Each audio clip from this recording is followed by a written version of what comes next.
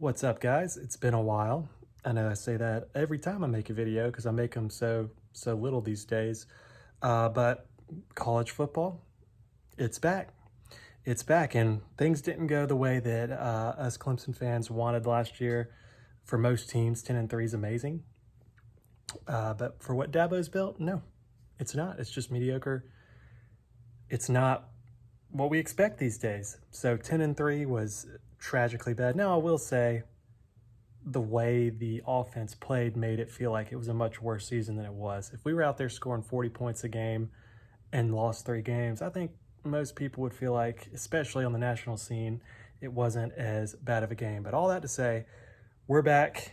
We're here. We're ranked number 4 to start the season. I believe that's close to where we were last year. Maybe we were 3. I can't remember. But there's a lot of question marks. Question marks all over the place. And I think all Clemson fans are excited to get ready for this Georgia Tech game on Labor Day in 1 week from tonight. Or excuse me, no, last night. This is actually Tuesday that I'm filming this.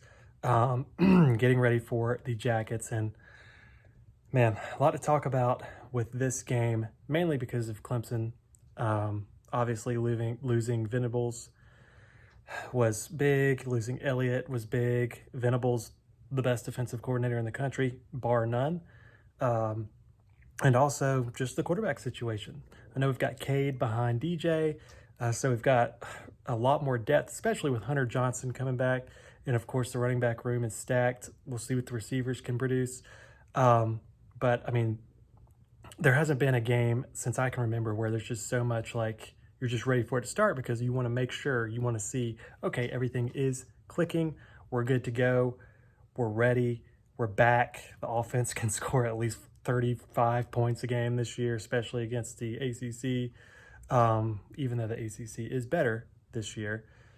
So we'll see. And it all starts in the Mercedes-Benz Dome, stadium that I've been waiting for a long time for Clemson to play in. I was hoping it would be the Peach Bowl or the national championship and not against Georgia Tech in 40,000 seat configuration. But here we are. And Georgia Tech, man, if you guys have been watching my videos for a long time, one video I made actually probably 10 years ago when Clemson was about to head to the Big 12, and I think I outlined some of the things they're not so great about the ACC. And this is just one of the many things, one of the many reasons that I am so ready for Clemson to get out of the ACC. We'll see what happens next summer. Obviously, there's a ton of conference realignment stuff going on, but man, what a Pee Wee League move by Georgia Tech. It was not the Mercedes-Benz Stadium that did it. It was Georgia Tech. That's been announced everywhere. Georgia Tech wanted the same configuration that they had against North Carolina last year, in which they beat a ranked North Carolina team. Of course, there was no need for a 70,000 seat stadium last year because who the heck was going to go to that game? North Carolina doesn't travel unless it's basketball, and Georgia Tech doesn't have that many fans.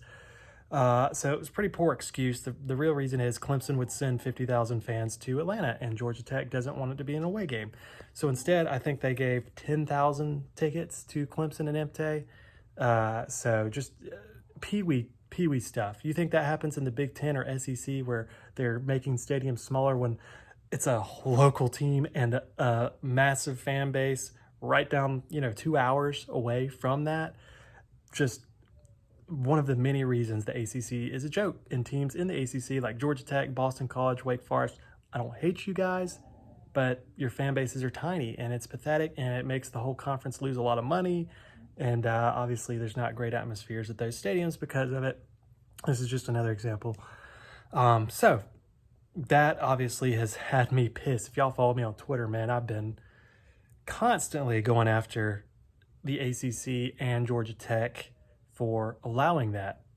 But as far as this game goes, what we should see, first of all, is the defense absolutely dominate. Obviously, Georgia Tech lost some key pieces. I think I saw where like hardly anybody from I guess Jeff Collins' first recruiting class is left. There's almost nobody left from that recruiting class. They're all transferred away or I guess left the program or something. Georgia Tech should not be good this year. Most people are picking them at the bottom of the Coastal in the last year of the Coastal as the divisions are going away next year. And they've been shut out 2 games in a row. They got shut out against Georgia, and I can't remember who they played before Georgia, but that team also shut them out. So there is no reason that Georgia Tech should score more than an offensive touchdown against Clemson this year. We have possibly the best defense in the country, without a doubt the best defensive line in the country. It should look a lot like Georgia's defense last year, or Clemson's defense last year, as we were right up there with Georgia on the defensive side of things. So defense should be shut down, knockout, doesn't allow anything. Now offense, more healthy than we were last year. There's still some key injuries out there, especially in the wide receiver room, where we just need some guys to come out and just play, like wide receiver you should. Clemson says we're the new wide receiver you. We got to keep it going this year, because last year didn't happen for mainly injury reasons. And then, of course, with the running back room, I don't need to even, you guys know, you guys see it, how talented that group is, what we should see out of it. If the offensive line can even play good, they don't even have to play great. If they can play good, Will Shipley should go off, and the rest of the running back room should have no problem going off. And then, of course, it's going to come down to what does DJ, look like? He's lost all the weight.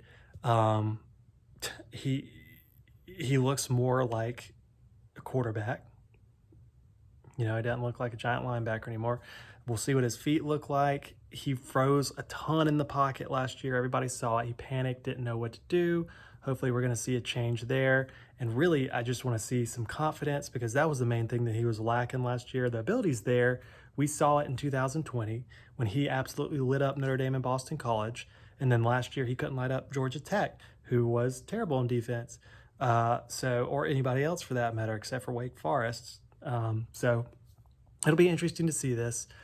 I'll probably make a post-game video. We'll see how it goes. I'm excited for the season. I think there is no reason Clemson can't be a playoff team unless the offense is in the same boat it was last year. Clemson was very close to being a playoff team last year, as bad as things looked on offense. Look, we lost to NC State in overtime, and we only lost to Georgia because we threw a pick six. Because DJ threw a pick six. All that doesn't happen. Georgia might not be the national champions, and Clemson's probably the ACC champions and in the playoff. We were very close last year. So if we're even, not even elite on offense, if we're just solid on offense with this defense, we'll be a playoff lock. So I'm excited for it. Let's go get it.